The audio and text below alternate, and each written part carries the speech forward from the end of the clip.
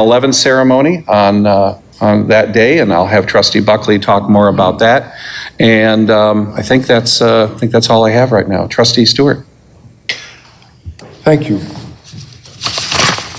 I have a list of things, but I am incredibly grateful for the thinking, reasoning voters of Plymouth Township, having lived here 40 years.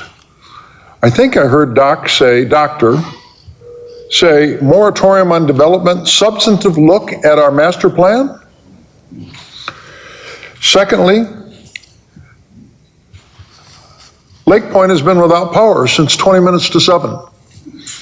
A huge dead tree on Crabtree, 41415, has fallen on an electrical wire at 14920 Maplewood. The picture's here from my wife, who I'm sure you'll agree, if you know her. She has the patience of Job and the nerves of steel. But we're out power. And fortunately, Chief Conley just checked, so the fire department's over there. DTE has not arrived yet. Also, I think our board meetings should contain notable events that happen in our township. We had a drunk driver aim and point, and he ran over and destroyed a speed reader trailer. Another one? Is this the one that happens like a year ago? This is the one that happened a year ago. It's never been mentioned at a board meeting. So the chief, I believe, may be asking for a third speed reader trailer. Awareness is the first step to correction. So I'm all for it. Finally, on a positive note, human interest, a longtime resident. He's been impugned a lot, I'm told. I block a lot of crap on social media and Facebook. But let's give a round of applause for the 50th wedding anniversary of Sharon and Dwayne Zantop.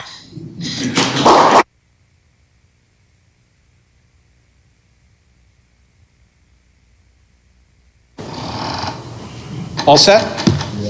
Okay, Trustee Buckley. Yeah, I've got several things to discuss. The first is we do have a 9/11 ceremony coming up on 9/11, go figure, which is a Wednesday. We have kind of a new program.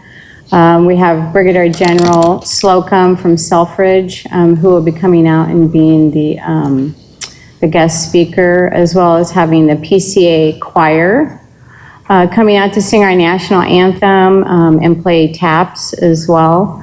So I really do invite you all to come out. It should be a very special and moving event that we're putting together. I also just wanted to comment real quick on my over 6 hours of visitation with the firefighters. I really do believe that education is key, and I do think that a lot of interest is in the HVA and firefighter issue, but I don't think a lot of education is out there. I would highly, highly encourage the board, as well as the citizens, to stand in that firefighter department and learn from them what they do and how significant they are to our community, how much they love us. And they are just absolute professionals in their job. I walked away learning so much information about how lean their operation is and how very close it can be in terms of dicey situations. And so we really need to, when we say we're going to support them, we need to support them by being educated and learning about their job and what it is that they need and what that support looks like. As well as on that note on education, some of you, well, a lot of you, unfortunately received a newspaper in which the back page article attacked the Veterans Commission as, well, more pointedly towards me. And I'd like to clear the air on that to whomever wrote that. First off, point one, the Veterans Commission was not created by Mr. Heisey. As it reads here, With the new Veterans Commission now underway, oops, I got the wrong one. Hold the phone. Let me go to the other one. Are you going to go through this point by point? There's a lot of points. She's got the floor. All right. Of course, now I can't find it, go figure. Anyways, the email, what was that? It's comments, right? Yeah, she's making comments. Comments. Huh? No. Yeah.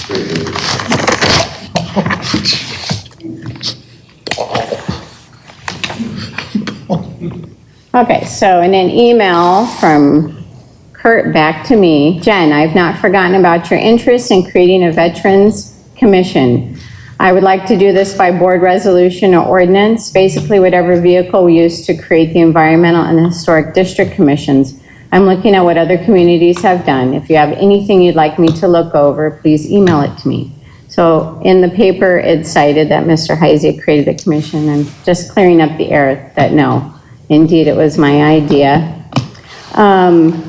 Also, just wanted to point out just how sad it is that someone would take the opportunity to insinuate that any type of things related to me as a Gold Star widow or a veteran was some type of photo op for a campaign.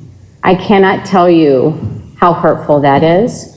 I had CBS News in my home 2 weeks after the knock on the door by a national news anchor. I've been interviewed in Time Magazine.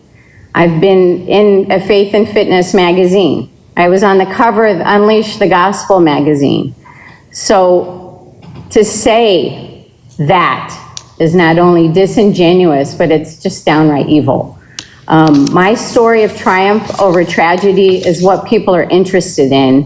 I have overcome a lot of adversity in my life, and that's to be celebrated. If I can help any other person, even in this room, the people that want to be my enemies, if I can help you overcome adversity, by God, I would do that. Use my story as an example. And on that, I'm just going to move on. Thank you. Clerk Vorba.